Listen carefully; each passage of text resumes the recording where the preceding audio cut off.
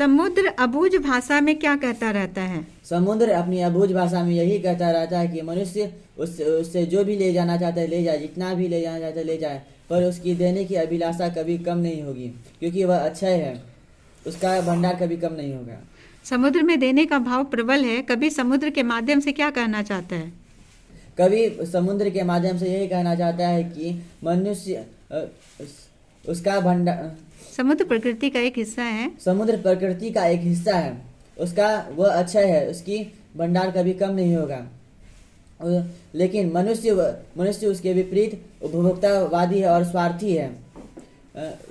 समुद्र यही चाहता है कि वह भी प्रकृति की तरह उदार हो जाए। हाँ, प्रकृति के गुण अपनाए, प्रकृति के गुण अपनाए तथा वह स्वार्थी नहीं बने। होने पर ही आदर्श समाज का निर्माण होगा। तुम सोता रहूंगा छोटे से फ्रेम में बंधा, गर्जन तर्जन मेरा नाच गीत उद्वेलन कुछ भी नहीं होगा। इसके भाव सौंदर्य स्पष्ट करें इस पंक्तियों के।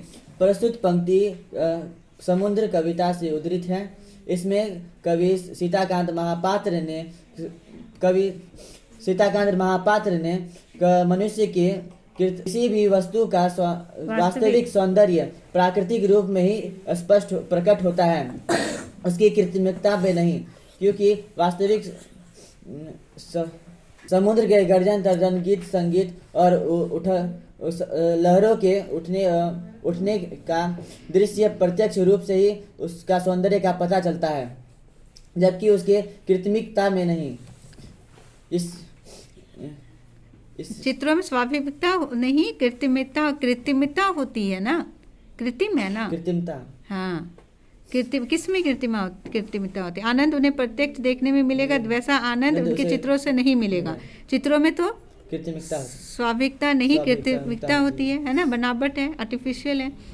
आगे, कवि के अनुसार मनुष्य उपभोक्तावादी हो गया है, संस्कृति को अपना के हृदयहीन हो गया है, संस्कृति को अपनाकर हृदयहीन हो गया है, जिससे उसका वो प्राकृतिक सौंदर्य का आनंद लेने में असमर्थ हो गया है। चलो ठीक है।